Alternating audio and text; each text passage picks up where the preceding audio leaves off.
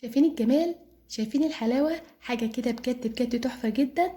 هعمل معاكم النهارده الفراخ الشواية بطريقة سهلة وبسيطة ومتاخدش وقت مننا خالص. كنا عاملين أحلى فراخ شواية.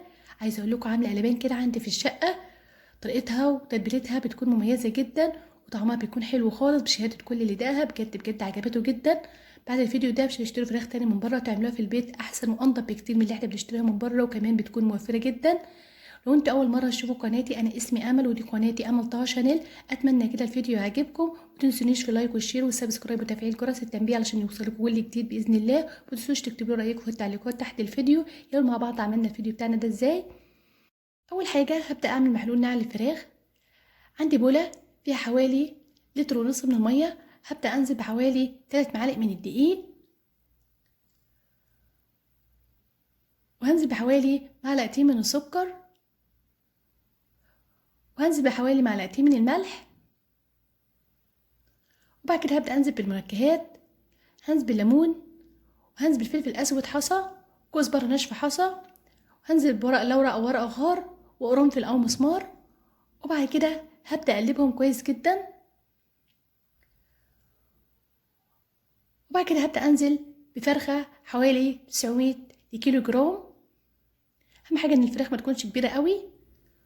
وبحط الفرخة بمحلول النقع وبسيبها كده حوالي ساعتين في المحلول. بجد بجد المحلول ده بيكون حلو جدا، بيشيل كده اي زفره في الفراخ، وكمان بيطر معايا الفراخ وبتكون حلوه جدا.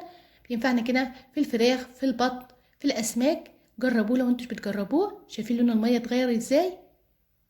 بعد مرور حوالي ساعتين هاخد الفرخه وهنضفها كويس جدا. وبعد كده هبدا اجهز التتبيله تحت الفراخ. عندي بوله فيها بصلايه كبيره كده مبشوره، هبدا انزل عليها بحوالي معلقتين من الزبادي او اللبن الرايب اللي متوفر عندنا. وبعد كده هبدأ أنزل بحوالي معلقة من الصلصة أو الكاتشب. وبعد كده هبدأ أنزل بحوالي معلقة كده من الخل الأبيض. وبعد كده هبدأ أنزل بحوالي معلقة من الزيت النباتي أو زيت الزيتون اللي متوفر عندنا. وبعد كده هبدأ أنزل بالبهارات: كزبرة ناشفة، بابريكا، توم بودرة، بصل بودرة، فلفل أسود، شطة حسب الرغبة، بهارات فراخ وكاري وقرفة ناعمة. وبعد كده هبدأ أنزل بالملح. الملح بيكون حسب الرغبة، حوالي كده معلقة من الملح. وبنزل بعصير ليمون.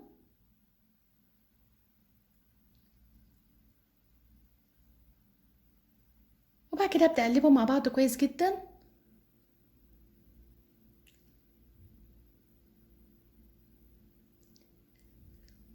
ولو مش متوفر أي نوع كده من البهارات ممكن نستغنى عنه. التتبيلة دي بتكون حلوة جدا ومتوفرة في كل بيت. مش حاطين أي نوع من الصوصات، يا دوب بس حاطين زبادي وحاطين صلصة.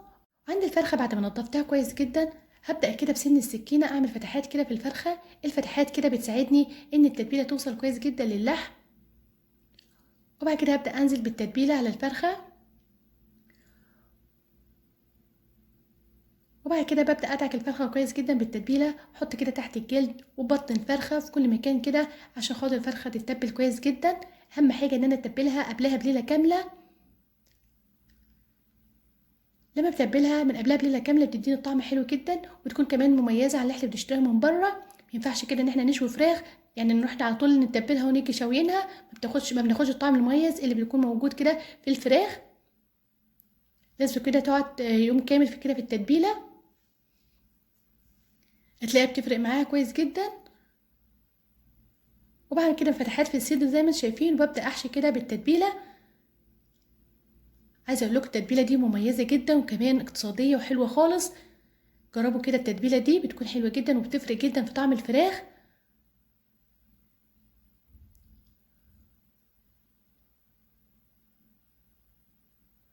خلاص الفرخه بتاعتي بقت جاهزه بعد ما تبلتها كويس جدا ووصلت كده التتبيله لكل مكان في الفرخه.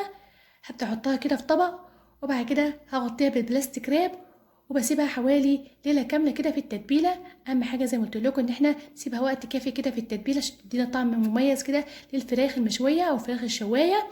بجد بيفرق معاها خالص. بعد كده تاني يوم هبدأ اخرج الفرخه وهبدأ اجهز الخضار اللي هحطه كده تحت الفراخ وهي بتتشوي كده في الفرن. عندي بولة ببدأ انزل كده بصلايه متقطعه قطع صغيره، وهبدا انزل بالبهارات: ملح، بابريكا، توم بودره، بصل بودره، فلفل اسود، شطه حسب الرغبه، كزبره ناشفه، وبقدونس ناشف. وبعد كده هبدا انزل بحوالي معلقه صغيره كده من زيت الزيتون او الزيت المتوفر عندنا، ومعلقه كده من الصلصه، وانزل بورق اللورة حبهان او حب هيل وبقلبهم مع بعض كويس جدا. وبعد كده هبدا انزل بالخضار: بطاطس، كوسه، جزر، طماطم، شطه سبايسي تكون اختياري، وبقلبهم مع بعض كويس جدا بالتتبيله. اهم حاجه ان انا اشبعهم كويس كده بالتتبيله. وبعد كده بيكون عندي صينيه، اي نوع صينيه نستخدمه، ببدا انزل بالخضار وبوزعه كويس جدا في الصينيه. وبعد كده هبدا اعمل فتحه كده في النص عشان خاطر احط كده الحامل او الازازه اللي هنشوي كده فيها الفراخ. انا الحامل مش متوفر عندي، متوفر عندي كده ازازه، اي ازازه نستخدمها.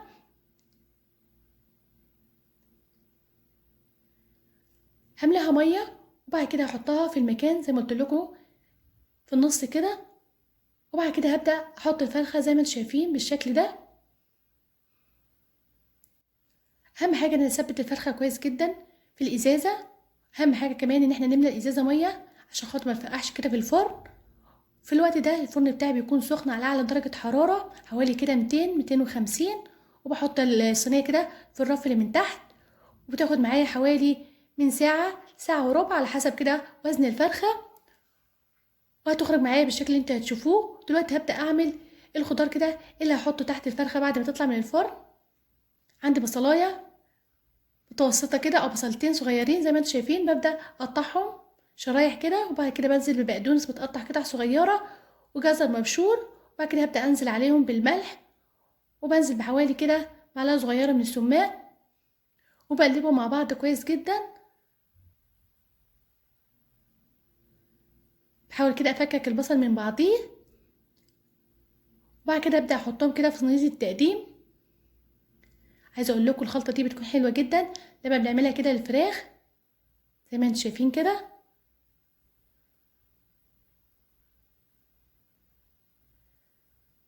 وخلاص بعد مرور حوالي كده ساعة تطلع معايا الفراخ بالشكل اللي انتوا شايفين الجمال. بسم الله ما شاء الله، اللهم بارك، بجد بجد تحفة جدا. عايزة اقول لكم طعمها وريحتها حلوة خالص. عاملة قلبين كده عندي في الشقة، وشايفين لونها حلو جدا، لونها مميز وجميل خالص. عايزاكم كده تجربوا الطريقة دي، بجد بجد هتفرق معاكم. وزي ما قلت لكم تشتروا الفراخ تاني من بره، شايفين واخدة لون من كل اتجاه، ولونها كده موحد، ولونها جميل جدا، بجد بجد حلوة خالص. شايفين الفرخة مستوية، بجد بجد عايزاكم تجربوا الطريقة دي، حلوة جدا، احلى بكتير من اللي احنا بنشتريها من بره. يكفي ان احنا عاملينها في البيت كده ضامنين جودتها ونظافتها. وبعمل لها كده في حمايه، بكون مشغلاها كده على النار، وبعد كده ببدا احطها في طبق فويل، وبنزل عليها بحوالي معلقه من الزيت، وبغطيها كده عشان خاطر تاخد طعم الشوي. وبعد مرور حوالي كده 10 دقايق بتخرج بالشكل اللي انتوا شايفينه، بجد بجد تحفه جدا. عايزه اقول لكم طعمها حلو خالص. وبحطها كده في طبق التقديم، وبقدم معاها كده شيبسي. اتمنى كده تعجبكم، وبقدم كمان معاها رز بسمتي وطحينه وسلطه الزبادي. اتمنى ان الطريقه تعجبكم، ولو عجبتكم متنسونيش كده في اللايك والشير وسبسكرايب وتفعيل جرس التنبيه عشان يوصلكم كل جديد باذن الله. متنسوش تكتبوا لي رايكم والتعليقات تحت الفيديو. اشوفكم على خير في فيديو جديد. مع السلامه، في حفظ الله. سبحانك اللهم وبحمدك، أشهد أن لا إله إلا أنت، أستغفرك وأتوب إليك.